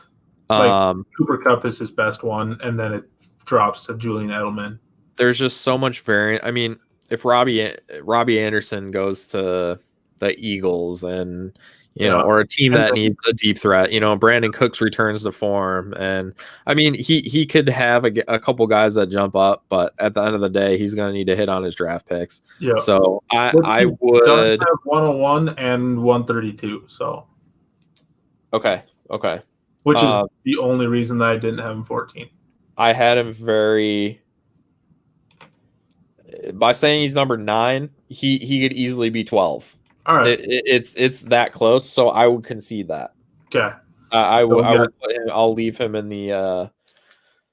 We'll leave him towards the bottom and see if we can find some other teams above him. Let's see, at 12, I had Carney Hands. Same exact. Yes. All right. he's got Mahomes, CMC, Kelsey, and that's it. So I love the top, having those elite players again. I love that roster construction, but he's just really going to need to fill in the mid range and depth. See, I'd be doing the exact opposite. He has 5 quarterbacks. I didn't even. Why would you have 5 quarterbacks when you have Mahomes? That's this is equally as dumb as me. This is the guy that was pissed when everyone was saying that Mahomes wasn't worth like 3 firsts early in the year. I don't remember that. That might have been when I was you weren't paying attention. Out of the destroying group. the entire league. I think that's when Dustin and Ross threw me out of the group chat. They threw you out. Yeah, I was cursing. They kicked me out. Dustin's not here to defend himself or say anything, so I'm just gonna leave it at that. But he knows. He knows what happened. 4 people are watching. That includes us, though. So. Oh, okay. Well, Dustin's here. Yeah. Is Dustin here? Yeah. It could be Dustin. It's him. Oh. He's the man. Right. He's my guy. We're definitely in agreement that he's getting relegated. If I was him, I'd be selling Kelsey. Yeah. I'd be selling Kelsey. I'd be selling CMC. I'd be selling all. Yeah. Anyone with value other than maybe Marquise Brown. At this point, he had. Okay, so I guess. Yeah, I see what you're saying. So I do like roster construction typically this way, but based on him being in the top tier, he's not going to compete. No. So you're right. In this case, I would be selling those guys, getting some young receivers and picks, and let's rebuild this thing with the next 2 draft classes. Yeah, I like it. So we got right now, Carnahan's definitely getting relegated. Yes. We're in agreement on him. For sure. Nashville FC, we're still debating. I don't see how we can't have the Punks being relegated. But we'll get back to him. Okay, so really quick, then who do you have? Let's compare team name number 36 versus the Punks. Okay, let's do a quick comparison there. Okay. So one has Ertz, one has Kelsey, one has Russell Wilson, one has Dak, one has Eckler, James Conner, Melvin Gordon. The other has Melvin Gordon, Kenyon Drake, Chris Carson, Mark Ingram. So I'm going to go with Punks there, the running back. Yep. All right, wide receivers. So he has the edge at tight end, the edge at quarterback, and the edge at running back. And so you're telling me that the wide receivers for Poop Fart are horrible. All right, Poop Fart's definitely getting relegated. So see, we got to drop him under the Punks. Yeah, he's okay. All right. So Carnahan's and Poop Fart definitely going. At 11, I had Philadelphia Pole Greasers. Okay, well that's a great name. So he moved up just based on the name. Oh, okay. I gave him a bump there. All right. And this is where at 11 I was just like, all right, this is really just splitting hairs. Yeah. Who did you have it super close with? I had Philadelphia Pole Greasers, Crawford Dynasty. Yes. Where's my 9? Urban Legends. Okay. I actually have Rock Hands much higher. Okay. Franchise 4, just because I don't want to piss him off, honestly. Nashville SC. Franchise 4 needs to change his fucking name. Franchise 4 does need to change the name. Change your name or you're getting relegated. But yeah, literally from 11 to like 5. Yeah. I was like, okay. So let's look at Crawford and was it Philadelphia? Yeah. Okay, so let's look at those 2. Yeah, Crawford is an interesting one because he's in this tier because he won the cup. Yes. But his team isn't the worst team in this tier, in my opinion. Okay. Yeah, no, that's true. But let's start with his team. He's got Winston and Minshew at quarterback. So Dale, I think Dale was the one that I made an offer for Mixon, and I forgot to divide the picks by 3. So I just looked like a fucking idiot for the offer. So I'm sorry, Dale. I just dude, I'm in 50 fucking leagues, dude. I can't keep them all straight. So I apologize. That was a horrible offer, and I'm so sorry. Especially So because Dale's incredibly high on Mixon. I moving think on from that. I am too. Well, and that's the thing is I had made somebody said something about Mixon you're in the not as group high chat. as So I made offers for everyone who had Mixon, and I just totally forgot to divide the pick by 3. So I look like an idiot. So that's cool.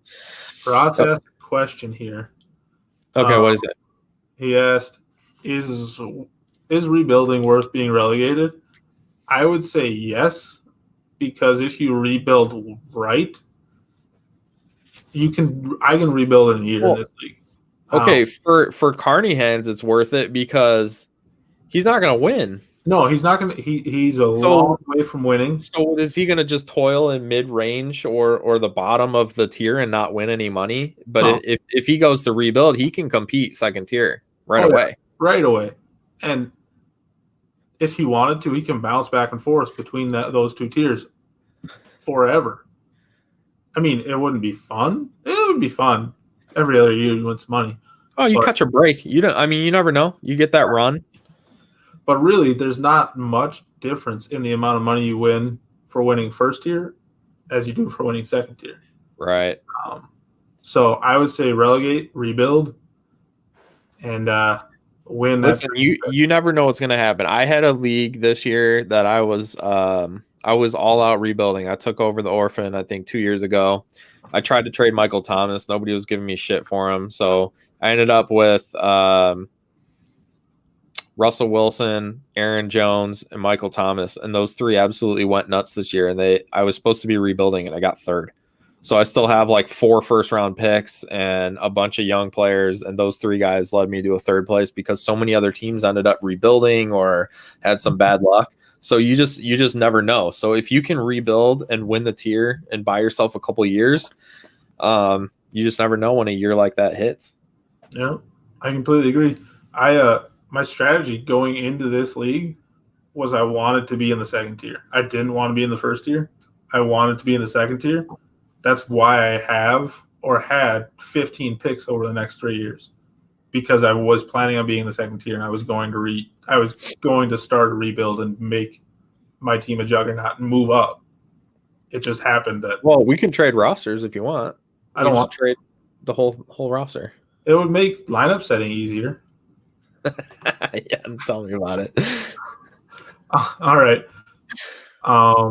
So back to this discussion about Crawford Dynasty. Let's see. Winston Minshew. Winston, I like regardless of where he goes because he's going to have a job. It might not be in Tampa Bay, but there's not enough. Really, really quick. I was on. I co-hosted Trade Addicts Pod again this week, and one of those stats that I looked up for that was Carson Palmer's first year with Bruce Arians in Arizona, and he threw for like 4,100 yards, 24 touchdowns, and 22 picks. Okay, he was chucking it like crazy. He threw a lot of picks, but he had a good year. And then what happened the next year? He killed it. He was a stud, and he dropped those picks down to like 12, I think. So it was a big difference. I think it would be absolutely foolish for the Buccaneers to not franchise tag him for 1 year. If you want to draft someone, go ahead. Go ahead and draft someone. That's fine.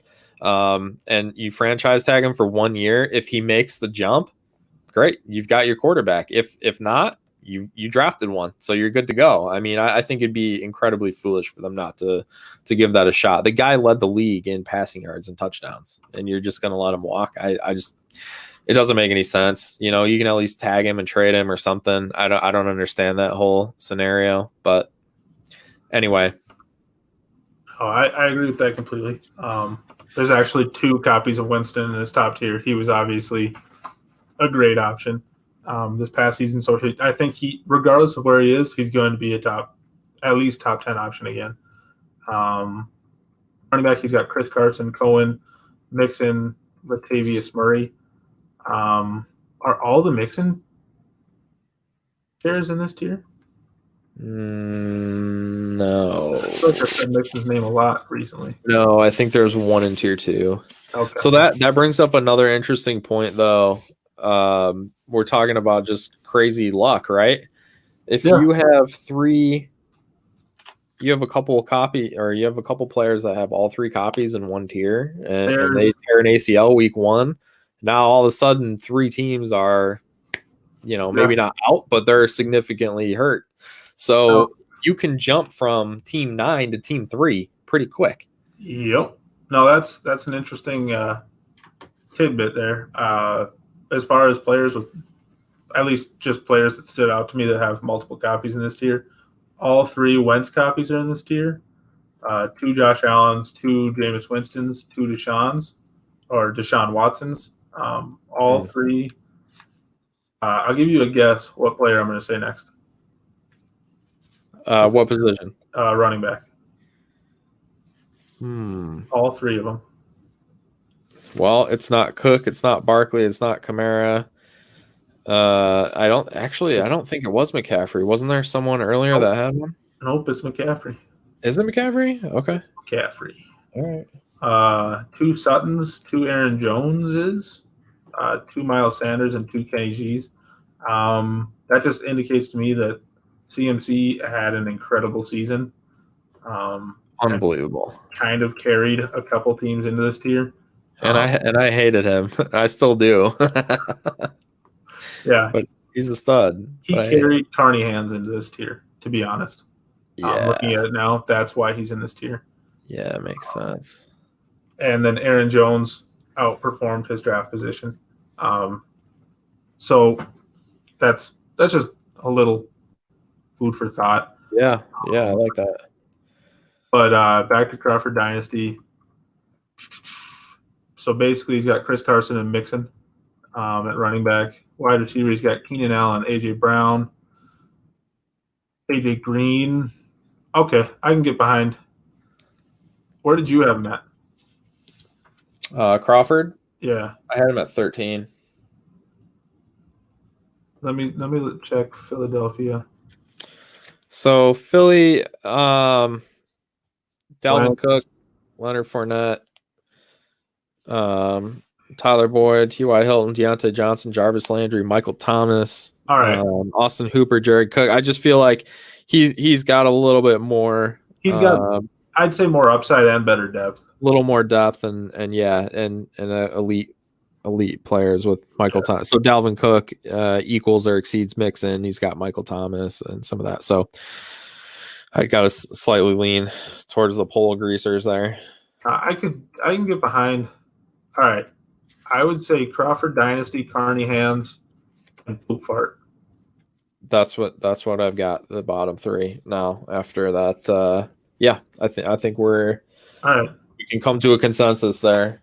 I think Crawford, though, I wrote a couple notes on that I just feel like his variance could be huge. Oh, yeah. I think he really could jump up, and we could look back on this and go, we're fucking idiots for putting him in the relegation. For sure.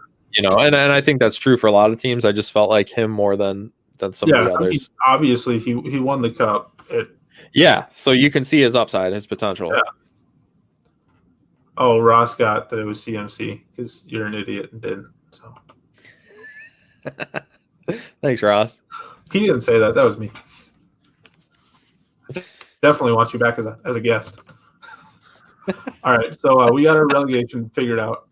Do you want to just jump to the top 3?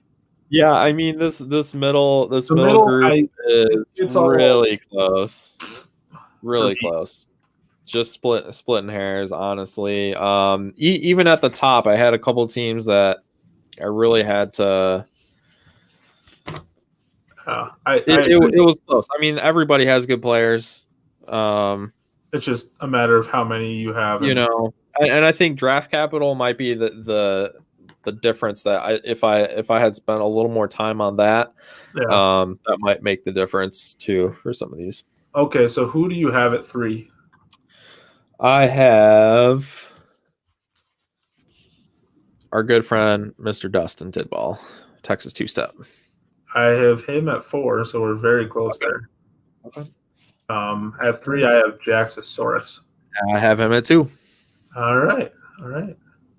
Wow, I can't believe that out of all that, we ended up with 3 of the same top 4. Yeah. Well, I Holy mean, one was pretty shit. easy, but Yeah, I mean, you still didn't hit 13 on my scale, so I think you still got some work to do. fuck you. Because I don't have a tight end. What do I need a tight end for? No, I still gave you the point for tight you end, did? actually. Oh, just because. Did. Why? You've got the reason was, well, I think between Gesicki, Howard, Jonnu, and Thomas, out of those 4 guys, I think there's a chance that one of those is like a top 8 tight end. Okay. So I'm gonna give you the point there. I actually quarterback, you didn't have a point because Jameis, we don't know yet. If he stays in Tampa, you're fine. Right. But yeah, Barkley, Zeke, McCaffrey, Fournette. I mean, that's the 5 maximum. And then you got 4 at receiver. Let's see. I suppose because my only elite guy is Godwin. It was hard for me to try to step back a little bit from I love these guys. These are guys. I mean, obviously, I have multiple of them on my roster, so clearly, they're my favorite players. I think we have very similar beliefs. I mean, we have like 5 of the same guys. I think. I think we have very similar philosophies in roster construction. Being get young, well, not necessarily young, but elite, young-ish wide receivers, and then fill out the rest. Well, and I think we went about it a different way too. Like most of my roster was drafted. I drafted almost everybody on my roster, and you traded for everybody on your roster. If I had been a little more aggressive, or spent some more time, that's the problem. When you're in 50 leagues, it's just hard to. That would be difficult. So much time on one, but yeah. So you make it sound like I spent hours each day on this thing. Hey, I don't know, man. I don't know. You spent hours each day asking me for Miles Sanders and AJ Brown. So I haven't asked you since like 3 weeks ago because I have AJ Brown now. I don't need him. I have him. But yeah. So let's see. Obviously, my team's at number 1. I don't want to be an asshole, but my team's at number 1. I got Winston, Saquon, Zeke, Fournette, CMC, AJ Brown, DJ Chark, DJ Moore, Deebo Samuel, Juju, Chris Godwin. I got a bunch of other guys that I like too, but that's the starting core. So you had at 2, you had Jax? I had Jax at 2. Okay. I had him at 3. So he's pretty balanced roster. Very similar to Texas 2-step. I didn't like his running backs. Well, I love Chubb. I love Chubb. I love Sanders. I like Sanders. I don't like Mac. I don't like Mac. Mostert, I mean, I love the story. I love all the shares I have of him. But this year he could be completely irrelevant. I mean, just with the way their system works, but he does have the 103. So Mac, is going to be his RB4. Okay. After the rookie draft, so that's huge. That is big. I should probably I can flip him. I can see him being 2. Yeah. So wait, who did you have 3? I had him 3. Oh, you had him 3. Okay. Yeah, at 2, I actually had a rock hands.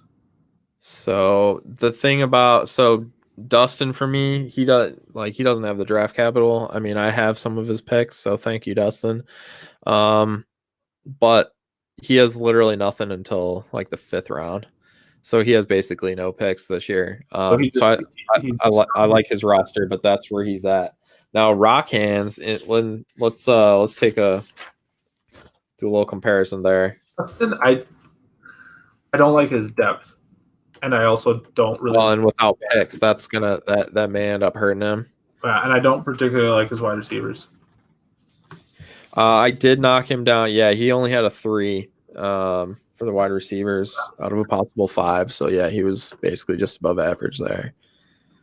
All right, so back over to Rock Hands. I think the reason I gave him the edge over Dustin and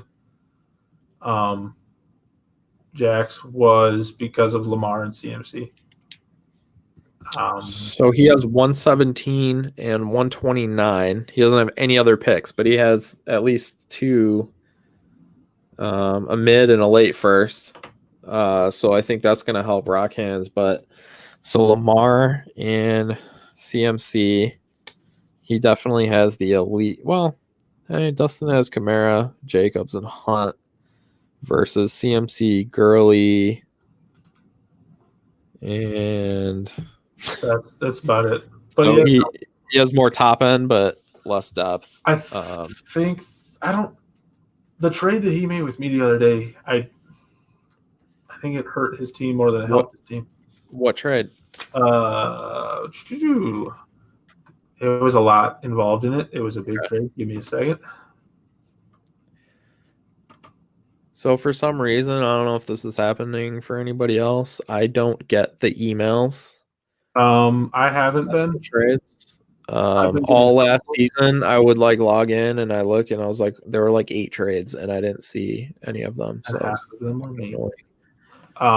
But so this trade was he gave me Zeke and AJ Brown. I gave him 129 and 117. Those are the 2 picks he has. Okay, yep. So 2 firsts. 2 firsts this year, a first next year, and 1, 2. A second next year, 2 seconds next year. 3 seconds next year. 3 seconds. Okay, a lot of draft capital. Yeah, but so this is why I don't accept your offers of just picks for stud players. I don't like I mean, we know what the hit rates are on draft picks, so I'm not going to trade proven studs. Is Sanders a proven stud? Or is AJ Brown a proven stud? Yes. I don't know if you call them studs compared to a draft pick. Yes, draft pick, especially a mid to late draft pick. Yeah, I'm taking the player 100%. I would not trade. No, but that's what I'm saying. I don't. If he still had Zeke and AJ Brown. Holy shit. Yeah. So Zeke, McCaffrey, Gurley, Brown, Debo, Sutton. Oh, wow. Yeah. Wow. Okay. But this is the thing with his quarterbacks. But he's got a lot of picks, so now he can turn those into players too. So I mean, he could always trade. You know, once the draft comes around, I think there's going to be a lot of wheeling and dealing. True, that's true. So if he's able to turn that around, I mean, we can't truly judge that trade until we know what he does with those picks. So yeah, I would have rather had the players. But it almost we don't know yet. Wonder what his strategy was there, because I guess we'll find out. I don't even recognize his name, to be honest. Like, has he been in the group chat a lot? Or? He came into the group chat literally for the first time like 3 weeks ago. Oh, okay, cool. And started telling people that they were cheating. What? You weren't around for that? No, I don't remember that. Oh, Dude, 50 leagues. I don't remember shit. He accused, I can't remember, I think it was Los Wilbers, he thought he just said your team's so shitty you have to have 2 teams and you're just giving all the good players from one team to that team. Okay. I was serious about it. I agree with him. And also, Dustin, no more trading with Mick. We have a trade embargo with Mick. Rock Hands clearly broke that. What the fuck? Hey, you guys can't just do that. Then I'll quit, and then you guys won't have any more fun. Yeah, right. Fun. Hey, everyone is satisfied after they trade with me. Have we done a trade? Yeah, we did one, right? Did we? I think we did. Did we? I don't think so. Was that a different league? Are we in any other league? I don't even know anymore. I'm in so many goddamn leagues. Oh, Ross asked how many leagues we're in together or combined total between the Too two. many. You want me to send you my spreadsheet? Too The fucking fact that he many. has a spreadsheet means he's in too many. I'm only in, I well, cut way back, actually. counting that one that I did with the podcast guys, 6. I was trying to get out of another one, but I won it again, so I won back to back, and now I really want to go for the three-peat, so I can't leave. You know, like you I can't leave. remember. You I can't leave remember. a league that you won back to back. Well, no, you can't leave a league that you won back to back. Scott, I did. Dustin wants to know if you remember Kaser's podcast. I have no idea what you're talking about, Dustin. Scott's in too many leagues. Dude, I don't know. I have no recollection. Sorry. You can remember random stats that Carson Palmer had 5 years ago, but not what happened. I don't. The group chat. This is why Scott only had like 5 trades last year. It's because he doesn't. 3. Oh, 3? Yeah.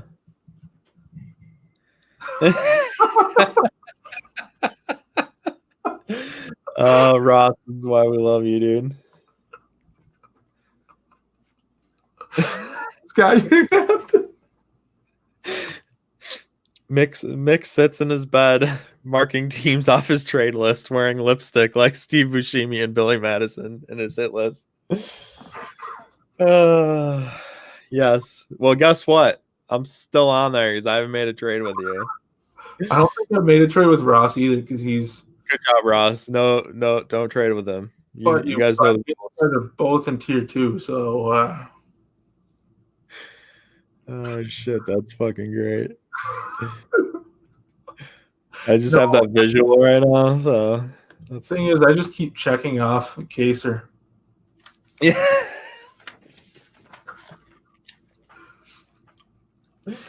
But all the trades are not. Most of them were fair, personally.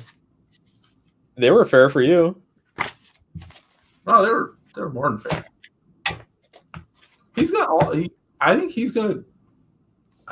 After the draft, he's gonna make a run at this. I literally put. I took a couple of it. He made a trade, and then like a day later, he made another trade. He basically traded away a guy. Or he traded for a guy and then traded him away just to get like a pick back, basically. Like he basically just gave someone a first round pick for like I don't. Oh, it's 3016. It's really interesting to see like all the different strategies and sometimes I can't figure out what the hell these guys are trying to do, you know, because sometimes you'll see someone make a trade and go, all right, maybe this guy's trying to rebuild or he's trying to do this, and then he could become a trade partner because if you're targeting, you know, the opposite of what he's trying to do. But I honestly can't figure out sometimes what the hell these guys are doing. No, I have no clue what half of them are doing. That's half the fun, right? We're all just doing our thing and trying to figure it out. And now I think in year 1, it's just chaos because we're all going for it. Yeah. Or trying to figure out where we're at. But now that we have these tiers, I think we'll start to see things kind of fall into line. No, it's honestly, it's one of my favorite leagues. The in-season cup was really fun. I know when. Yeah, that's awesome. I'm looking forward to that every year. That's amazing. Played each other and he fucking beat me. The last week of the second to last week of the cup, and he beat me because my team had its one bad week, and then. Is that still up somewhere? Let me see if I'm in 2019. It should be up. Oh, I see it. Did you find it? Yeah, I was in the final 8. Yeah, I lost to Crawford. My team took a shit that week. It's because Crawford's awesome. And then Crawford took out Nashville and beat Dustin. And then Dustin, yeah, wow. Redheaded stepchild. Dustin didn't even put up a fight in the final game.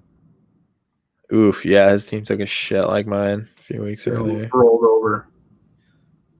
Damn, that's awesome though. That's fun. It pissed me off a lot. I'll be honest. It It made me mad. I wanted to be the points leader, the record leader, and win the cup. I wanted to. Okay, well now at least you have a goal for next year. Yeah. But I don't know. So back to who we think is going to finish third. So you had we're in agreement that Jackson's at 2. Yeah, I can get behind Texas two-step being number 3. So I had yeah. So Matt 2 and Dustin 3 and yeah. Yeah, I'm all right with That's where we're at. I think we should redo this after the draft, but also after the rookie draft too, because then it'll give us enough different things. Well, free agency, the NFL draft, the rookie draft, and kind of see where teams Where it all come shakes up, out. see how much things change. You know. Yeah. I don't think much is in that second tier. I don't think much is going to change just because of the lack of draft capital. Hey, you never know. Trades can be made. Well, I mean, Futures can be mortgaged. If you want to mortgage your future, I guess. But I don't know. We just talked for 2 hours. Yeah, well, there's 36 teams to cover. I do. If I did me by myself breaking down one league, takes about 34, 30, about. Yeah. And I think we could have gotten more in depth, to be honest with you. We kind of go out. I know. There's 100 things they could have. Oh, yeah. But now we have a baseline going forward and something for everybody to give us shit about. So yeah, everyone's gonna be like, remember that time that you guys made a podcast and it was worse than Casers?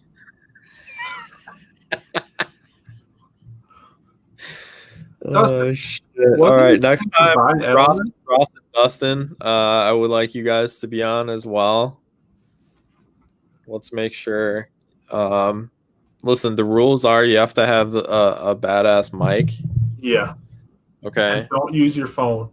Like this badass mic. Oh, yours is much more badass than mine. Yeah, well, when you're doing the Trade Addicts pod, I mean, you got to be legit. You can't sound like a jackass.